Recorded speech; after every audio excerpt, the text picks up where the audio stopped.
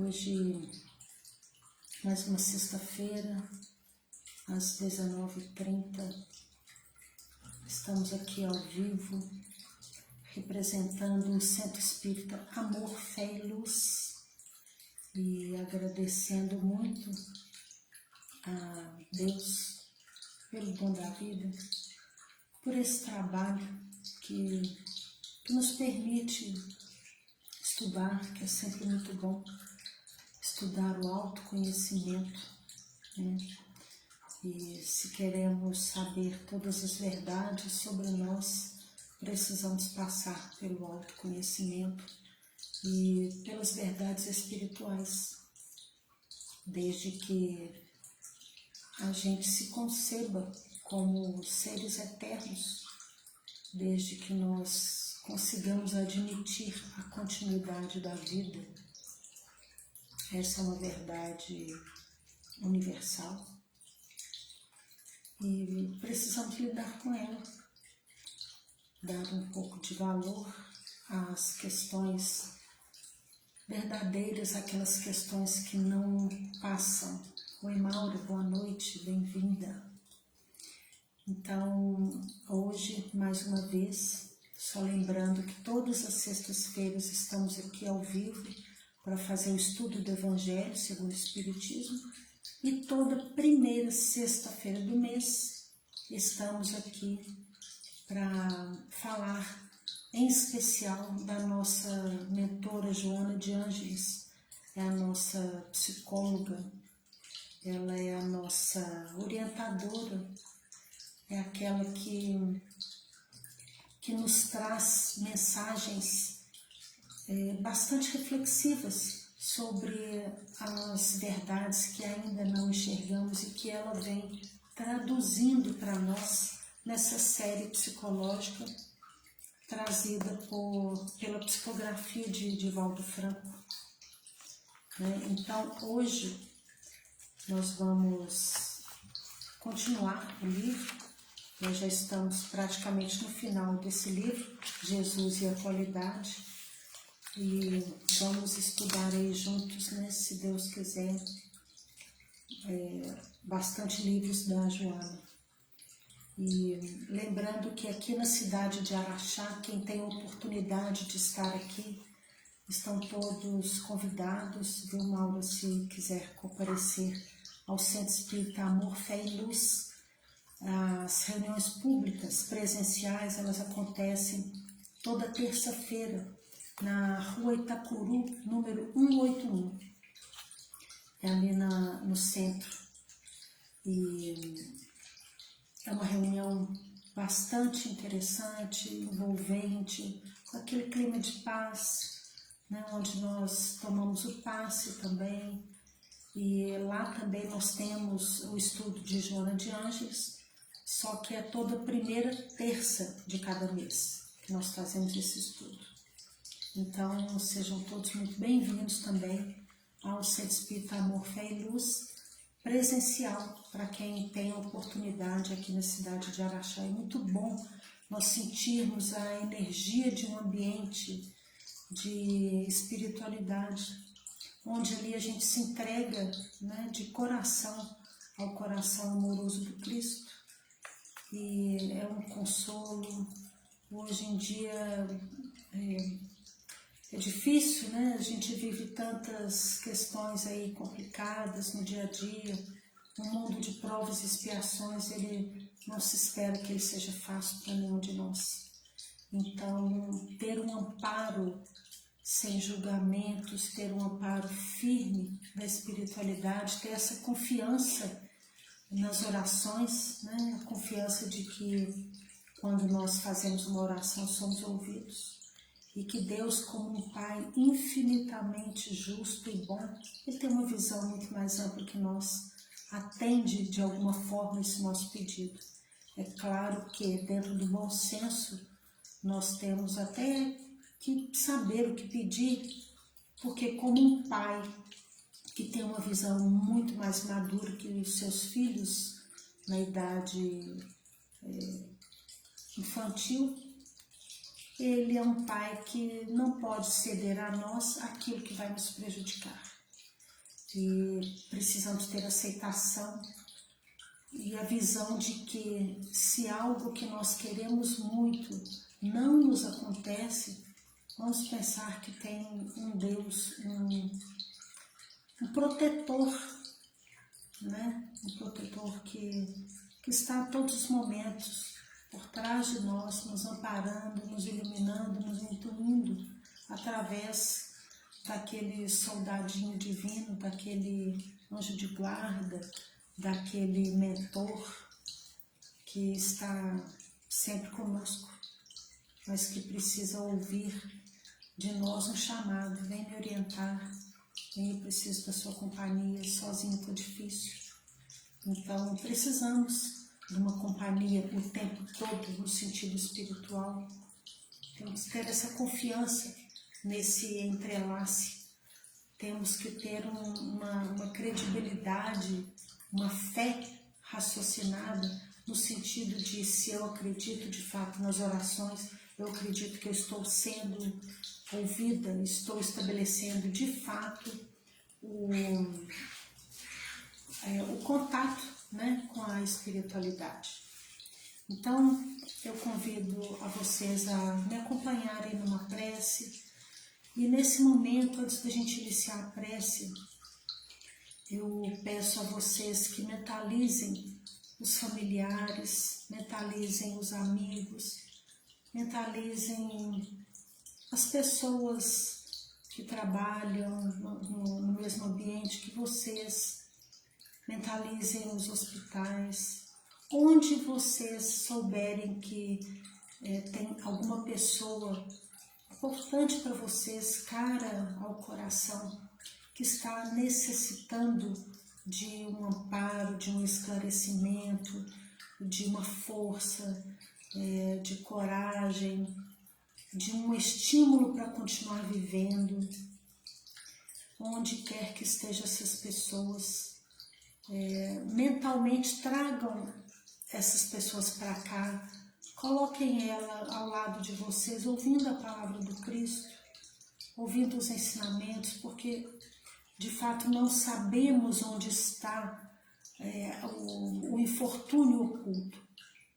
Então, se vem por intuição alguma pessoa na mente de vocês, agarrem isso com unhas e dentes e pensem nessa pessoa, livre daquelas questões que estão incomodando.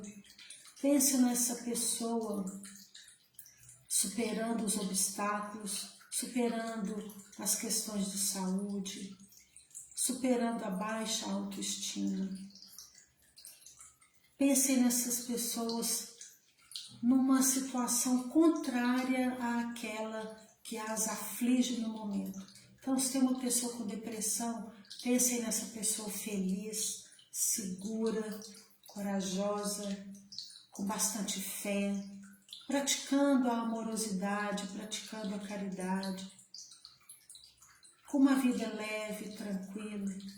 Se existe uma pessoa com raiva demais que vier à mente de vocês, pensem nessa pessoa, naquele sorriso calmo, na compreensão dos limites do outro. Pensem naquela pessoa com bom senso para digerir todas as questões aflitivas. Então pensem nos problemas e pensem nas pessoas que têm esse problema e pensem nelas na superação e na polaridade oposta àquele sentimento que deixa essa pessoa em desarmonia. Isso nós chamamos de choque magnético. Então nós temos que levar essa ajuda a todos nós e às pessoas que nos cercam, que é a melhor maneira de colaborar em termos energéticos, em termos espirituais, com aquelas pessoas que estão ao nosso redor e que são muito importantes para o nosso coração. Então, baseado nesse princípio, vamos fechar os nossos olhos, respirar fundo, entrar em conexão com a espiritualidade amiga e vamos nos entregar ao sentimento de gratidão a Deus, a Jesus, ao nosso anjo de guarda, àquele que tutela a nossa família, que toma conta da nossa família, que toma conta da nossa cidade. Vamos agradecer a vida que temos, aos recursos que temos. E vamos abrir o nosso coração para aquilo que Jesus, através de Joana de Ângeles, tem a nos dizer na noite de hoje. Vamos pedir nesse momento a fluidificação das nossas águas, das águas dos hospitais, de todos os lares, de encarnados e desencarnados, para que todos aqueles que necessitam, que tenham através da água aquele lenitivo vindo da espiritualidade, dos médicos de Jesus, que ele tenha aquele magnetismo que cura, que seja do merecimento e da necessidade de cada um de nós, que possamos ter ouvidos de ouvir, que possamos ter a sensibilidade, a humildade de abrir os nossos corações para aceitar cada vez mais a ajuda dos nossos mentores, para que possamos ter um final de semana de paz, para que nos momentos de decisões possamos ser assertivos, possamos ser firmes, e que todo o nosso trabalho, seja ele qual for, seja baseado na justiça, no amor, na prática do amor, na cumplicidade, na compreensão, na solidariedade e em todos os derivados do amor, segundo as atitudes do nosso modelo e guia, que é o nosso irmão Jesus. Obrigada, Mestre, por estar conosco nesse trabalho, que possamos aqui cumprir, através da nossa fala, os desígnios de Joana de Ângeles para a explanação da noite de hoje. Que assim seja.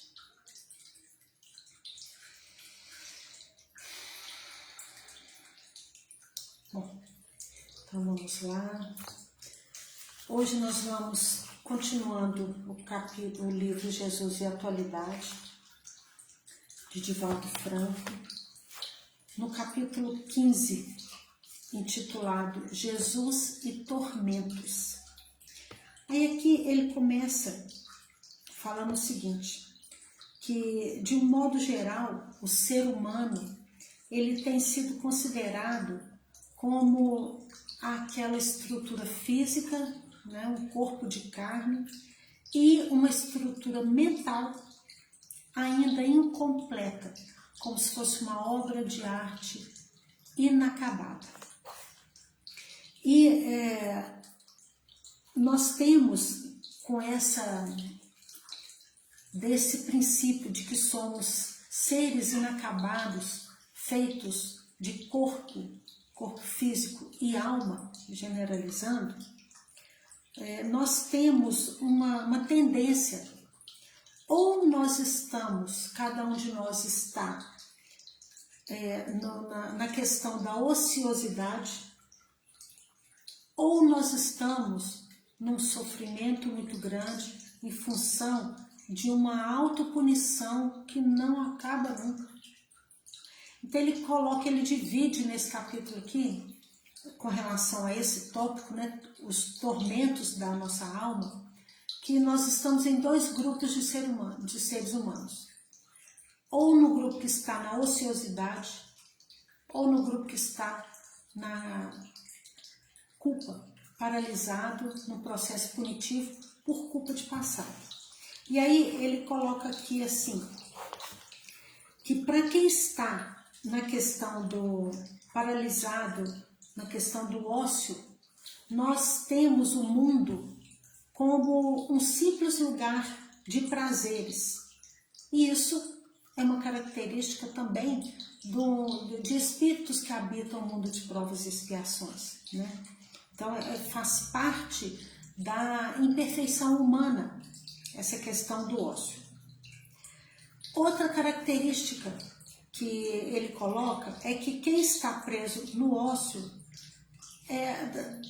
acredita assim que após a morte existe o nada. Ele não tem essa visão espiritual da reencarnação, que o espírito é imortal. Não tem. Morreu, acabou. Uma terceira característica que ele coloca aqui é que o ser humano que vive no ócio, ele vive os prazeres até esgotar todos os sentidos. Então, por que ele fala que até esgotar todos os sentidos? Porque os prazeres que quem vive no ócio procura é aquela satisfação imediata. É aquela que a ansiedade não se deixa ficar pequena e que o ser humano se deixa levar por ela. E eu quero um açúcar, eu quero comer um doce, eu vou comer esse doce porque esse doce está me consumindo. Se eu não comer um doce agora, eu não me acalmo, a ansiedade vai. Sabe aquelas pessoas que são dependentes, às vezes, da bebida, porque a bebida acalma no momento. Aqueles que são dependentes do cigarro, aqueles que são dependentes do açúcar, aqueles que se acalmam comendo o chocolate, porque se não comer o chocolate agora a pessoa fica, né, naquele estado que o coração até palpita. Então, é essa tendência, aqueles prazeres. Só que esses prazeres de imediato, eles dão a satisfação. Mas meia hora depois, a gente já quer de novo e de novo. Então, é nesse tipo de coisa. E aí esgota, porque nós usamos os sentidos para nos satisfazer, né? O corpo humano é o retrato do que o espírito precisa, e como imperfeitos que somos, nós temos essa satisfação através dos nossos sentidos. E nessa satisfação imediata, através do prazer imediato, esgota todos os sentidos. Ou seja, eu tentei ver um filme que eu gostei demais, ali no momento do filme eu distraí totalmente, desfoquei dos meus problemas, ótimo, beleza, eu usei a visão, usei a audição, meu coração acelerou porque eu me identifiquei com alguém que estava naquele filme, com algum personagem, alguma situação. E se eu ouvir uma música, aquela música ali me entorpeceu, entre aspas, naquele momento, me trazendo sensações que eu talvez usei como fuga daquilo que de fato eu preciso pensar sobre mim. Enfim, nós usamos vários mecanismos de defesa para fugir daquele sentimento que vem quando nós pensamos em assumir a responsabilidade sobre nossas vidas. E aí, como a gente não quer fazer isso, a gente cai para o ócio. O ócio que ele fala aqui não está relacionado àquela pessoa que não tem emprego, que não faz nada, que não tem uma produtividade. Claro que a produtividade material, ela também ela nos preenche de alguma forma. Por quê? Todos nós precisamos daquela sensação de sermos úteis. Isso faz bem para qualquer ser humano, e seja lá em que sentido for, né? Não precisa ser, seja um trabalho que a gente faça dentro de casa, um trabalho que é fora de casa, trabalho remunerado ou não, um favor que a gente faz para alguém, é um trabalho. Então, vamos interpretar aí de uma maneira um pouco mais ampla o que Joana de Ângeles vem trazendo para nós sobre o sentido de ócio, né, de ociosidade. Então, e ela fala aqui também que então essas pessoas que vivem no ócio, elas vivem para curtir, elas acham que a vida é só curtir. Então, se eu trabalho, o resultado financeiro do meu trabalho, eu só vou viajar, ou eu só vou tomar uns goles, ou eu só vou comprar uma roupa bonita, é para satisfazer o meu prazer momentâneo. E aí, por outro lado, do outro grupo de pessoas que vivem então para reparação de culpas, que a pessoa nem sabe culpa de quê, né? Parece que está lá no fundinho da alma. Então, ou ela, lembra, ela disse, nós estamos em dois grupos de pessoas. Uma parte que vive no ócio, outra parte que vive num processo autopunitivo. E aí ela fala que essas pessoas que vivem na punição, elas estão presas em culpa. E acham que o mundo é um mundo de punição. Aí eu sofro porque eu mereço sofrer, aí eu sofro porque aqui eu preciso ser castigado mesmo, aí eu sofro porque as religiões falam que nós não somos santos, que nós pecamos demais no passado, então que nós precisamos de ser punidos para purificar a alma. Então eu sofro, Deus deixa eu sofrer porque eu preciso ser punida, porque sendo punida eu limpo a minha alma. Nós temos vários mecanismos desses que não nos levam a lugar algum, que isso não vem de Deus, não vem de Deus.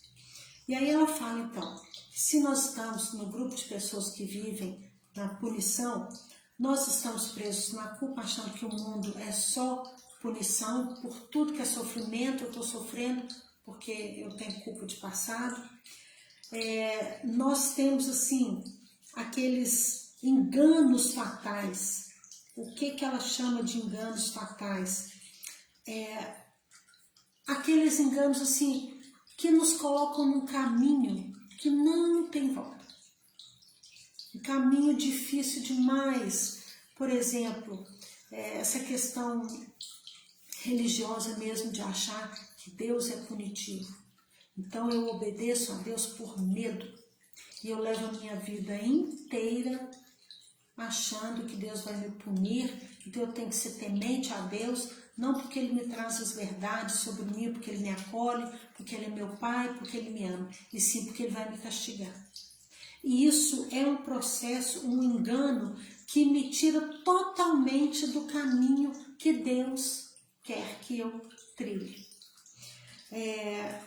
Traz também para nós essa pessoa, essa questão da culpa, traz na pessoa uma amargura muito grande, porque são pessoas que vivem achando que o mundo é puramente triste, sombrio, aquela cadeirinha do pensamento, sempre envoltos em castigos, porque tudo que acontece com todo mundo é castigo. Isso é uma frustração muito grande, porque eu não mereço nada. Se eu sou tão ruim assim, a ponto de viver num mundo onde só existe castigo, onde só existe punição, qual é o merecimento que eu tenho? Nenhum. Então minha vida não vai para frente de forma alguma. Eu sempre vivo a frustração, por quê? Porque quem merece o sol é só o outro. Eu ainda mereço só a sombra, porque eu sou ruim. Isso é muito frustrante, né? Outra coisa é que essas pessoas que vivem na punição, elas têm uma fuga da realidade. Por exemplo, Deus como justo, bondoso, Ele traz para nós uma família. Permite que nós, por exemplo, tenhamos um filho, onde nós estabelecemos uma troca de amor maravilhosa, onde nós temos a oportunidade de edificar, de dar o melhor de nós para que um ser se desenvolva com todo o amor do mundo. Vamos, por exemplo, imaginar que Deus nos permita a dádiva de conviver com a nossa mãe por muitos e muitos anos da existência dela. Também é um motivo de muita alegria. Mas o que eu, como aquela que vive no processo punitivo, o que eu faço? Eu saboto essas alegrias, não enxergo as benfeitorias de Deus na minha vida e castro essa alegria. aí eu não enxergo o bom, o belo, o bondoso que acontece, que vem para mim na minha vida por merecimento. Eu só enxergo aquilo que tem por trás, aquela dificuldade, aquela dor, porque o que está dentro da minha cabeça é só punição.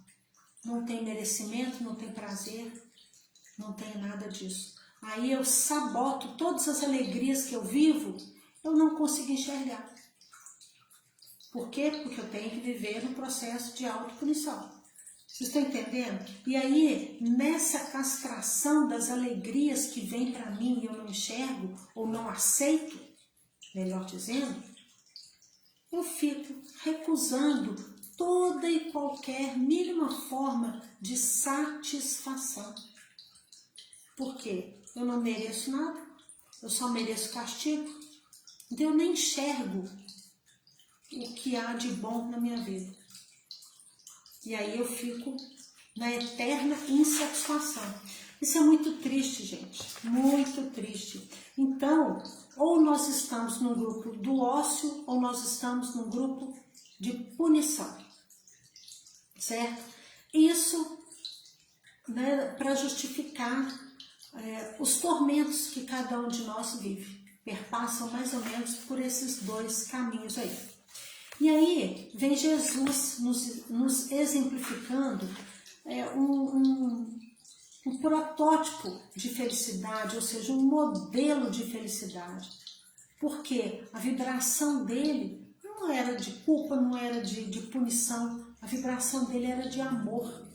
E o amor verdadeiro, puro do coração do Cristo, ele só vibrava paciência, vibrava acolhimento, vibrava aceitação, vibrava compreensão, ele vibrava coragem, ele vibrava recomeço, ele vibrava todos os derivados de amor.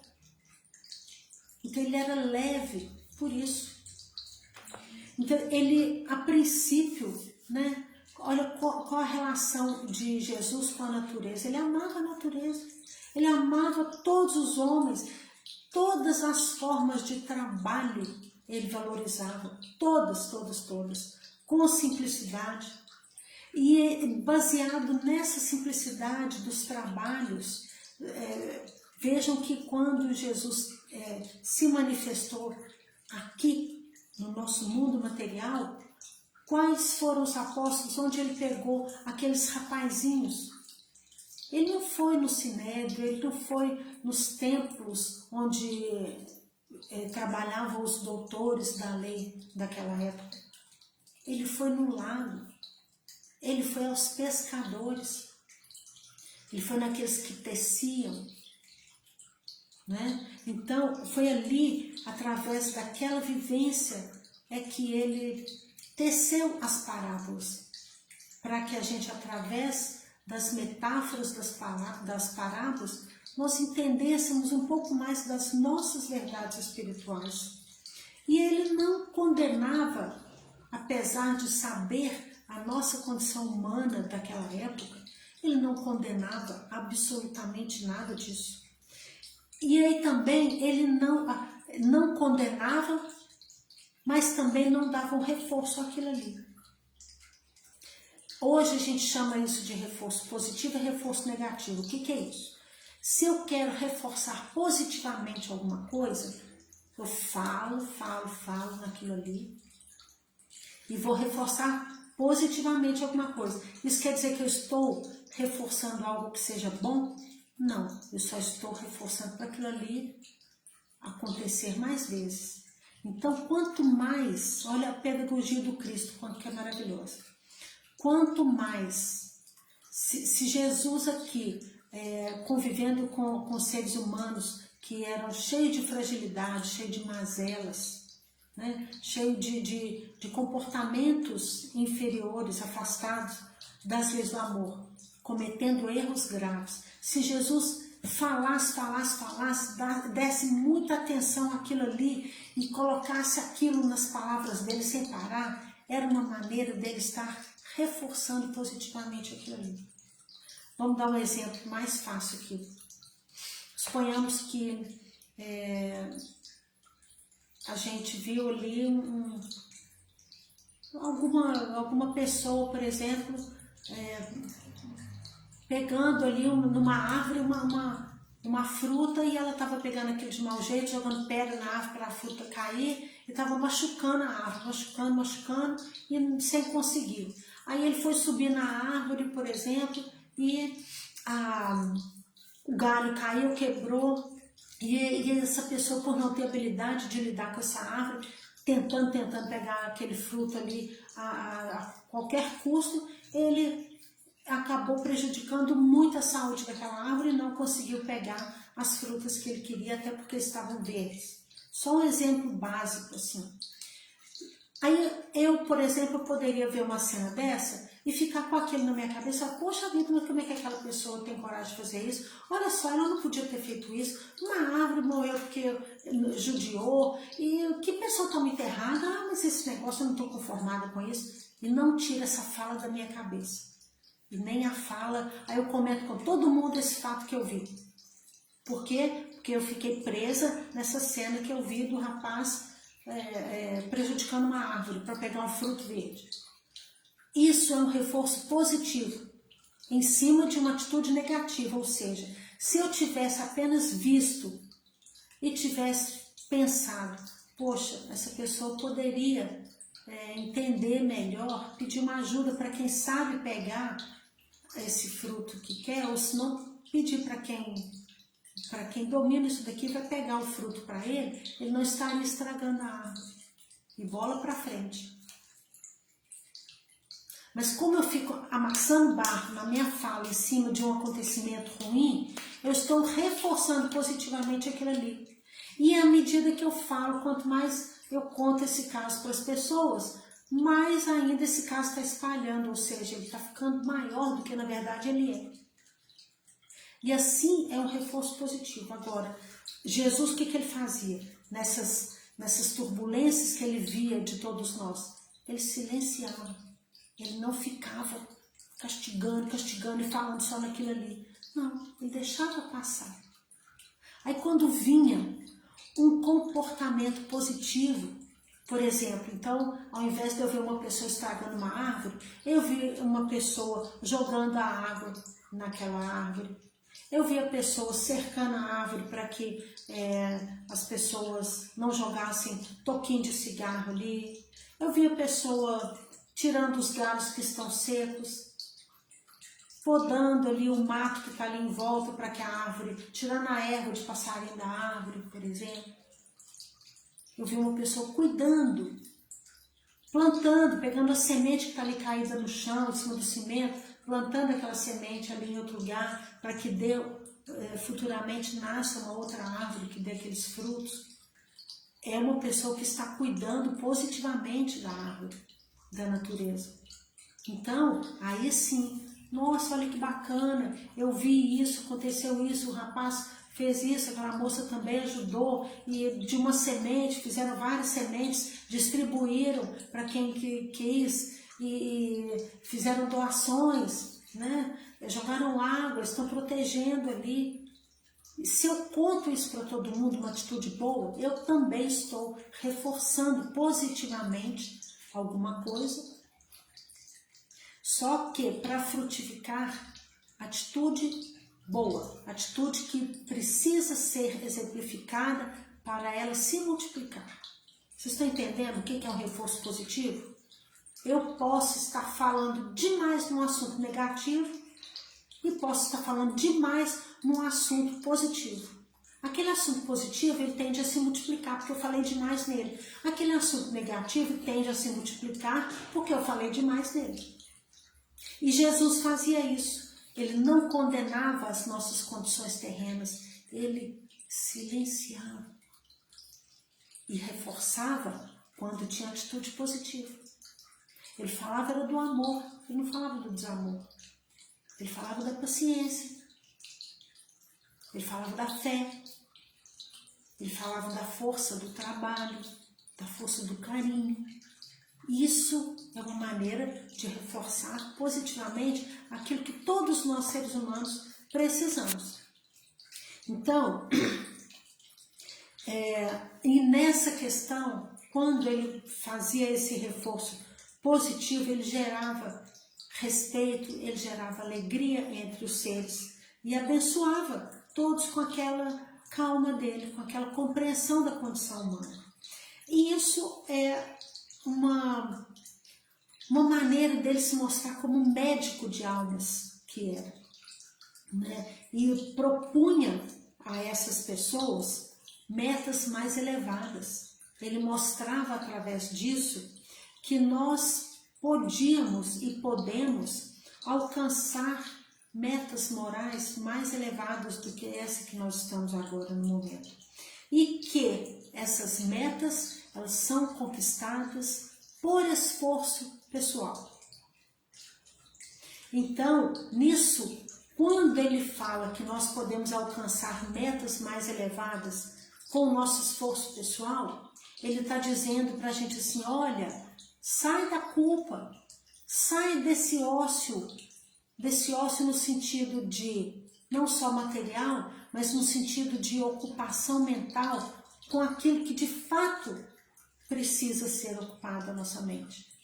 Com as nossas verdades, com o pensamento de autoobservação e de observação do que as pessoas em volta precisam. Como eu posso ser útil para mim mesma e para as outras pessoas? Então, quando ele fala de esforço pessoal, proporcionando essa alegria, essa oportunidade, ele está dizendo para a gente, olha, vamos sair dos grupos dos tormentos, vamos sair do ócio ou vamos sair da culpa e vamos trocar pelo movimento de reparação, através da força do trabalho, vamos reparar os erros com a força de trabalho, vamos sair da punição, que isso não traz pensamentos positivos, não traz movimento de melhora, e vamos ocupar isso com responsabilidade. E quando a gente pensa em responsabilidade, a gente pensa em atitude, a gente não pensa em ficar parado, né? Quando a gente quer deixar, hoje, não sei, acho que infelizmente ainda existe isso, mas que os professores queriam deixar a gente de castigo, o que fazia? Colocava a gente lá numa cadeirinha paradinha, a gente não podia mexer, só ficava olhando o recreio, as crianças brincando, às vezes não podia nem tomar o lanche, nem nada. Então, quando a gente queria colocar uma criança de castigo dentro de casa, a gente também colocava ela na famosa cadeirinha do pensamento, ou seja, fica quieta e você não vai fazer nada. E é assim que nesse grupo de autopunição, a gente se coloca também numa paralisia de sentimento, numa paralisia de pensamento que não nos leva a lugar nenhum.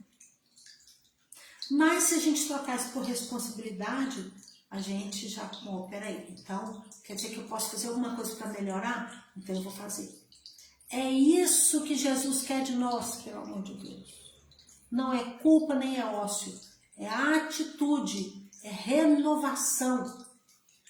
E aí ele fala aqui o seguinte, que tudo bem que nós temos sim que reparar muitas coisas, mas o pior jeito, ou assim, ou o jeito menos eficiente, se é que tem um mínimo de eficiência nisso, é a questão de nos envolver nesses tormentos como culpa. E aí então, nessa questão, ele fala que o universo verdadeiro, onde nós estamos imbuídos no universo divino, é totalmente o contrário do tormento. Até porque onde existe a divindade, vai existir amor, não vai existir tormento. Então, nós sabemos que os tormentos que nós vivemos hoje, eles são sim causa de atitudes equivocadas de passado. Só que o que Jesus agora, o caminho de solução que ele mostra para nós agora, é o seguinte, trata essas suas fobias, trata essas suas angústias, trata os seus conflitos, mas para tratá-los tem que enxergá-los. se não enxergar qual é o adoecimento do nosso sentimento, nós vamos tratar os nossos sentimentos. Não tem como. É uma coisa lógica de se pensar. Então, o caminho de solução que ele fala é o seguinte, olha, existe esse passado que te deixa pesado? Existe.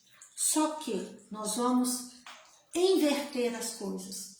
Pensar na chance que Deus nos dá, que Ele nos permite repensar os fatos. Então, analisar e aceitar um outro caminho de atitude que me leva a essa reparação. Então, se a gente der uma retemperada nos ânimos, nós vamos sair desses tormentos para a luz. É como se a gente tivesse assim, que renascer de escombros, que renascer desse peso, renascer da melancolia, renascer da angústia, renascer de todos aqueles sentimentos que nos roubam a paz. Nós vamos nos dar a chance. Gente, o mais sério de tudo, o mais sério disso tudo é o seguinte, Deus, que é nosso Pai, Ele nos permite recomeçar com uma sintonia de luz. Por que nós vamos desobedecer isso e não nos dar esse merecimento? Vocês me contam, qual é a lógica disso? Não tem lógica nisso, certo? Então, o que Jesus quer é o seguinte, que a gente acredite que nenhum de nós que está aqui no planeta Terra está condenado ao sofrimento eterno. Muito pelo contrário, ele fala, chega, acabou. Através da nossa psicóloga, Joana de Ângeles, através do Divaldo, que a gente tanto ama e tanto respeita a fala dele. Chega de sofrimento. O sofrimento ficou para trás. Agora vamos olhar para o sol, vamos olhar para o ar que a gente respira, vamos olhar para o recomeço, vamos olhar para a esperança e vamos nos permitir isso, porque eu já estou permitindo. Se Deus estivesse aqui agora em carne e osso, ele iria falar isso para nós. Só que como ele não pode, ele traz Joana de Ângeles para colocar para nós isso.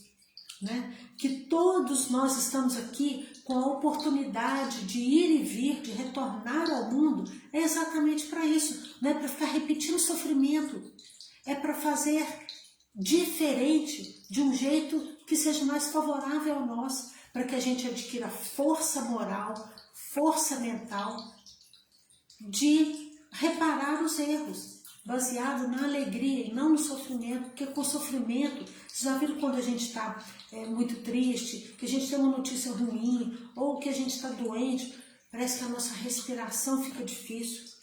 Por quê?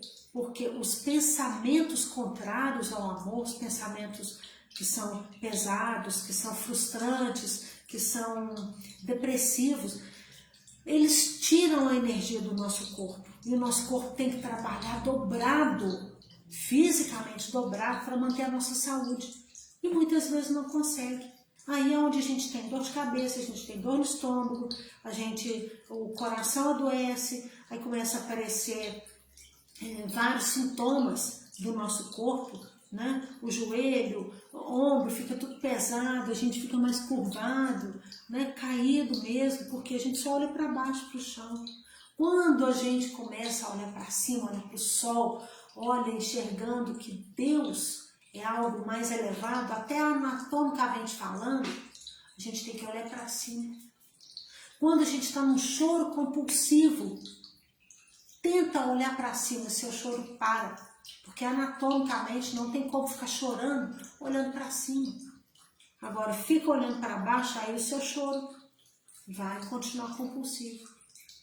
Então, até o nosso próprio corpo físico mostra as verdades da nossa alma, as verdades do nosso espírito, né? Então, quando Jesus encontrou com cada pessoa que era considerada pecadora naquela época, o que ele falava com essas pessoas? Ama, ama. E ele conseguia enxergar no fundo do nosso coração aquele amor que nem a gente mesmo enxergava. E ali ele falava, você vai ser perdoado, porque aí tem um amor verdadeiro. Ele enxergava isso em nós. Ele tinha essa habilidade vinda do amor de verdade. E ele falava, vai-te em paz, a tua fé te salvou.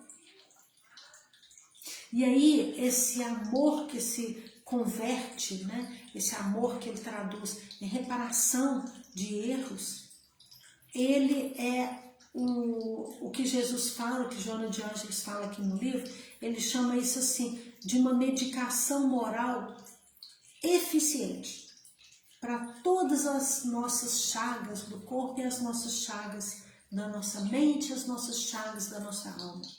Então, o que Jesus pede aqui para finalizar? Que a gente ame e tranquilize o nosso coração, deixando esses tormentos, seja a culpa ou seja a punição, deixa isso no passado, por favor. Isso é um pedido de Deus, não é só uma permissão, Ele está pedindo, Ele está clamando que a gente deixe isso no passado, para que a gente se ocupe com sentimentos mais nobres, com sentimentos mais edificantes, e assim ressurgindo, deixando essa luz ressurgir em nós, deixando a esperança, a permissão para a alegria surgindo em nós, que é onde, na verdade, nós vamos conseguir reconstruir a nossa vida, uma vida sadia.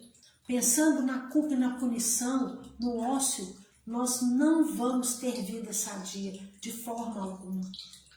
Ok? Então esse é o recado de Joana de Ângeles para nós. Vamos reconstruir a nossa vida de um jeito sadio, e para isso é com alegria, é com a permissão, é com a esperança, é com a renovação de atos, de pensamentos e de sentimentos. Deus está nos dando essa permissão e está nos implorando para que a gente faça isso. Quer, gente, recado melhor de Jesus para nós? Não tem, não. Ele só está falando, vai larga o sofrimento, vai ser feliz, porque você merece, eu estou permitindo que você largue seu pensamento de culpa, largue esse tormento do ócio mental e vai ser feliz. Só na alegria você vai edificar a sua vida, vai reconstruir a sua vida. Ok? Então, esse é o recado de Jesus para nós hoje. E agora vamos refletir sobre isso, né? Que possamos aí trazer essa bondade divina, né? Que Joana, do jeito tão especial, nos traz, né? A nossa irmã Joana, a nossa psicóloga. Então vamos agradecer a ela essa esperança, né? Essa permissão tão maravilhosa que ela nos dá hoje.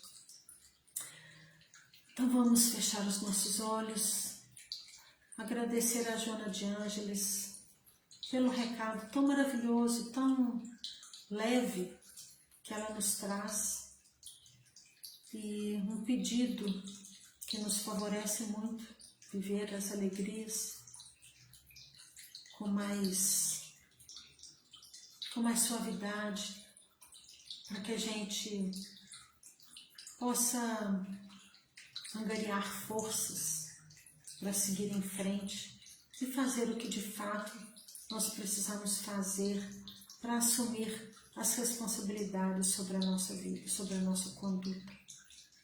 Obrigada, Mestre amado, obrigada, Joana de Ângeles, obrigado aos nossos mentores, que possamos ter um final de semana de paz e de pensamentos positivos, de reflexões positivas, nos dando oportunidades de viver de maneira muito simples aquelas alegrias que estão ao nosso alcance. Uma caminhada suave, uma música tranquila, um abraço, uma comidinha gostosa, que possamos viver enxergando todos os benefícios que Jesus coloca à nossa volta para nos despertar alegrias. Que possamos ter olhos justos para agradecer a todos os bens que são colocados ao nosso dispor. Obrigado, Mestre, que possamos todos ser abençoados nesta noite de hoje. Que ao dormir possamos ter o nosso espírito na companhia dos nossos mentores, nos levando a lugares onde possamos receber orientações, onde possamos talvez visitar aqueles entes queridos que tanto amamos e temos saudades. E que para também possamos trabalhar no plano espiritual na medida da nossa possibilidade. Que Jesus nos abençoe a todos. Assim seja. Muito obrigada a todos. Que Jesus abençoe e até sexta-feira que vem.